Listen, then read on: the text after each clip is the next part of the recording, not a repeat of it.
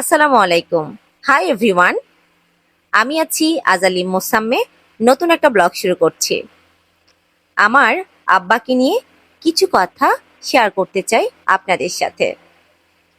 প্রতিটা মেয়ের কাছে তার বাবা অনেক পছন্দের একজন মানুষ। তো আমার বাবা ভীষণ শৌখিন মানুষ। প্রতিটা জিনিস সে বেছে বেছে কিনতে ভালোবাসে। তো আজকে আমার আব্বা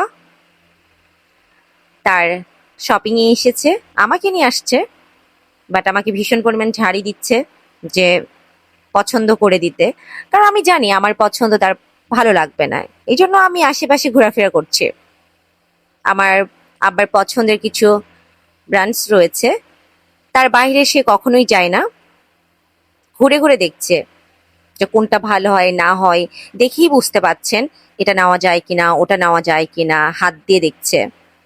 আসলে আমার বাবা অল্প টাকার কিছু নিলেও সেই জিনিসটা ভালো মতো করে দেখে শুনে নেয়। ধরেন খাবার জিনিস কিনতে গেলেও সেটা ভেবে চিনতে নেয়।